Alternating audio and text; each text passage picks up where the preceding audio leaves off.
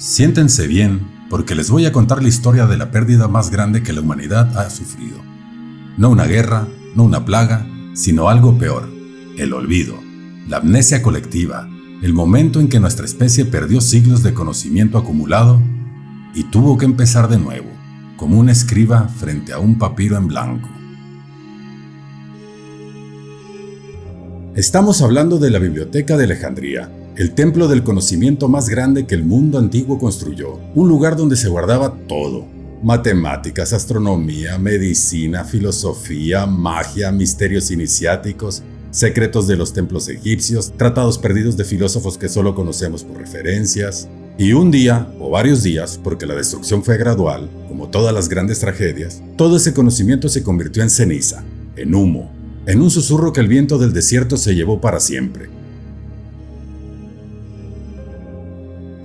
Imaginen perder el disco duro de la humanidad sin respaldo alguno. Todos los archivos importantes, cada documento, cada uno. No había Google Drive ni la nube para guardar, ni Control Z para el desastre poder deshacer y reparar. Cuando el conocimiento ardió, no hubo forma de recuperar. Fue el error 404, más trágico que la historia puede contar. Pero aquí está la pregunta que nos persigue desde hace 2000 años. ¿Qué se perdió exactamente? ¿Qué secretos, qué misterios, qué conocimientos iniciáticos se convirtieron en humo? ¿Y por qué esa pérdida sigue doliendo como una herida abierta en el inconsciente colectivo de la humanidad? Esta es la historia de la Biblioteca de Alejandría, no solo como edificio, sino como símbolo, como arquetipo, como la cicatriz más profunda en la memoria de nuestra especie.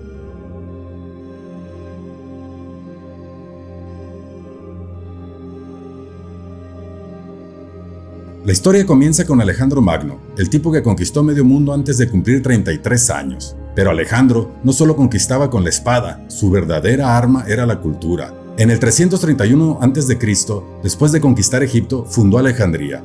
No era una ciudad cualquiera, la imaginó como el centro del mundo, donde Oriente y Occidente convergerían.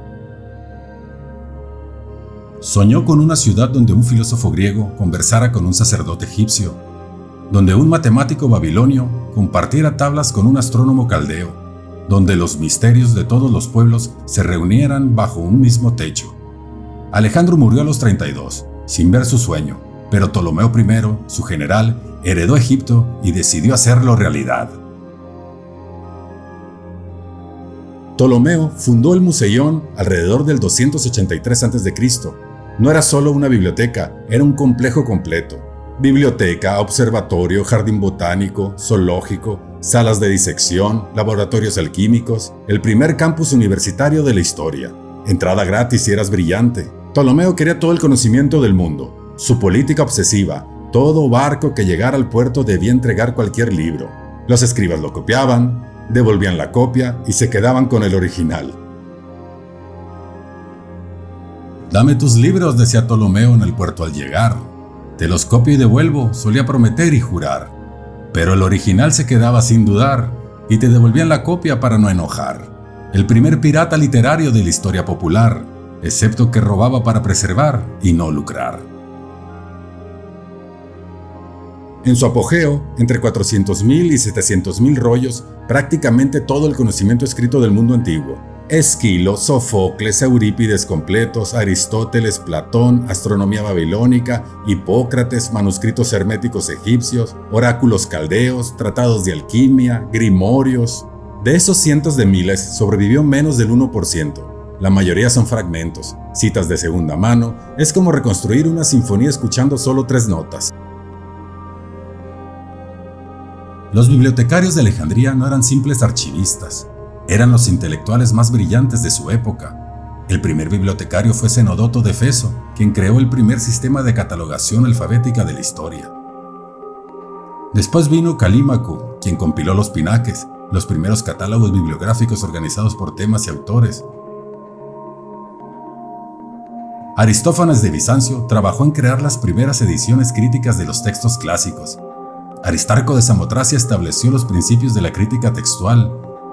Pero más allá de los nombres oficiales, sabemos que entre estos pasillos de papiro también caminaban iniciados, sacerdotes egipcios que guardaban los misterios de Isis y Osiris, hermetistas que estudiaban la transmutación, astrólogos que mapeaban el cosmos, magos que preservaban rituales milenarios. Porque en el mundo antiguo no había separación entre ciencia y magia, entre filosofía y misticismo. Todo era parte de la misma búsqueda, entender los misterios de la existencia.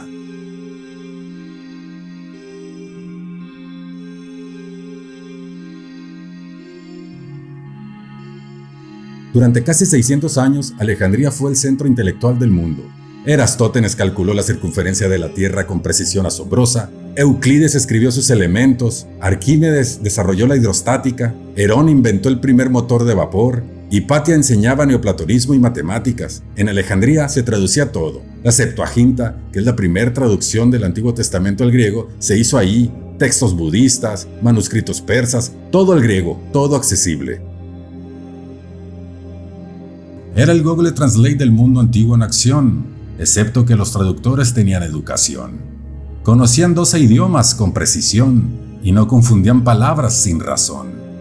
La traducción era arte, no algoritmo sin pasión, cada palabra elegida con cuidado y devoción.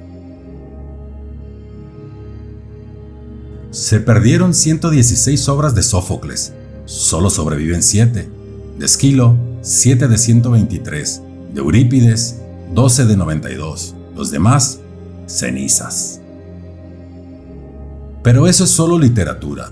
Piensen en lo que nunca sabremos. Los tratados completos de los misterios eleusinos, los textos herméticos originales, los grimorios egipcios de magia práctica, los oráculos caldeos completos, los libros de Manetón sobre las dinastías prediluvianas que los egipcios afirmaban recordar, los textos de Beroso sobre Babilonia antes del diluvio, las obras de los magos persas. No solo perdimos conocimiento técnico, perdimos cosmologías completas, formas enteras de entender la realidad, iniciaciones, rituales, prácticas refinadas durante milenios. Perdimos maneras de ser humanos que nunca podremos recuperar. La biblioteca no era solo un depósito de libros, era un lugar de iniciación. Los estudiosos más avanzados tenían acceso a textos que no estaban disponibles para el público en general. Sabemos por referencias que existía una sección especial, restringida, donde se guardaban los textos de los misterios, los papiros que explicaban los rituales de Isis, los tratados de teurgia neoplatónica, las instrucciones para la práctica de la alquimia espiritual. Los textos herméticos que sobrevivieron, el Corpus Hermeticum, el Asclepius, los fragmentos de Estobeo, probablemente son solo una fracción de lo que existía en Alejandría, y esos fragmentos fundaron toda una tradición esotérica que llegó hasta el Renacimiento y más allá. Imaginen lo que había en los textos completos. Imaginen el conocimiento que se perdió. No hablamos de superstición o fantasía.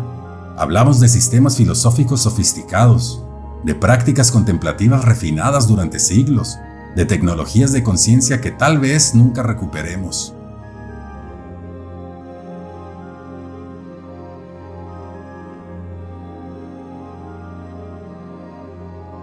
Y aquí está una verdad incómoda. La biblioteca de Alejandría no fue destruida en un solo evento dramático.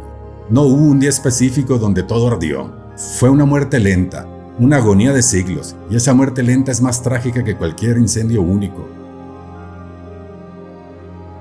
Porque cuando algo muere de golpe, podemos señalar al culpable, pero cuando algo muere poco a poco, por negligencia, por cambios culturales, por la simple decisión de que ya no importa, esa muerte es responsabilidad de todos y de nadie. Primer golpe, año 48 a.C. Julio César está en Alejandría, metido en las guerras civiles egipcias de Cleopatra. Durante una batalla naval, sus tropas prenden fuego a barcos en el puerto. El fuego se extiende y alcanza algunos depósitos de libros cerca del puerto. Se pierden miles de rollos. Pero la biblioteca principal sobrevive. Los Ptolomeos la reconstruyen parcialmente. Marco Antonio le regala a Cleopatra 200.000 rollos de la biblioteca de Pérgamo para reponerla. 272 después de Cristo, el emperador romano Aureliano sitia Alejandría durante una revuelta. El barrio del Palacio Real, donde estaba el Museión, es destruido en la batalla. Más textos se pierden, pero todavía queda la biblioteca hija, la del Serapeum, el templo de Serapis, y ahí es donde la historia se vuelve más dolorosa. La destrucción fue lenta, no un drama de un día fatal. más bien como cuando tu disco duro falla gradual. Primero unos archivos, luego carpetas sin igual, hasta que un día el sistema crachea por completo y a lo bestial. Excepto que aquí no había técnico para el rescate digital, ni recuperar archivos ni soporte, ni plan comercial. 391 después de Cristo. El cristianismo ya es la religión oficial del Imperio Romano. El obispo Teófilo de Alejandría tiene una misión: destruir los templos paganos. Y el Serapeum, con su biblioteca anexa, es uno de los templos paganos más importantes de la ciudad.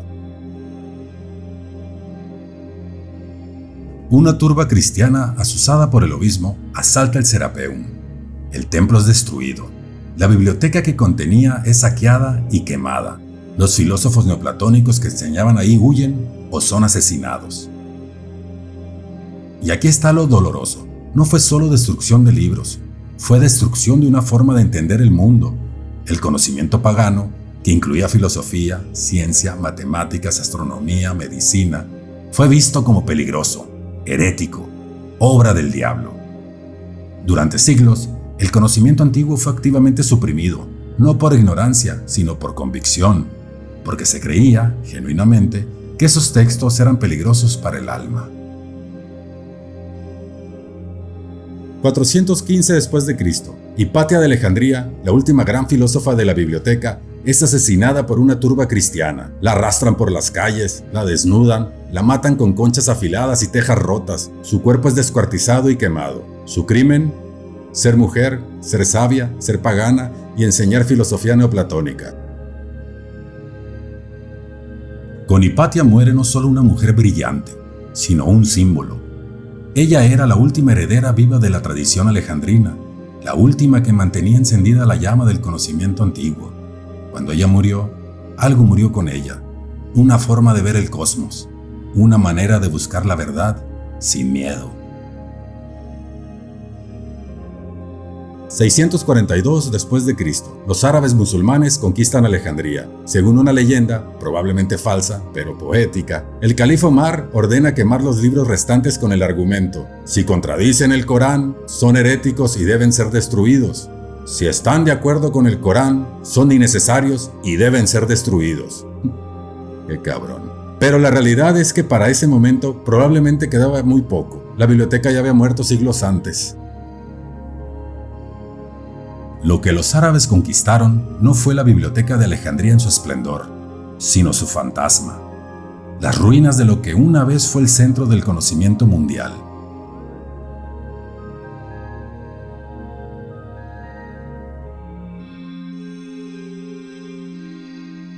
En la Teosofía de Elena Blavatsky existen los registros akáshicos, la biblioteca cósmica donde todo el conocimiento del universo está registrado en el plano astral.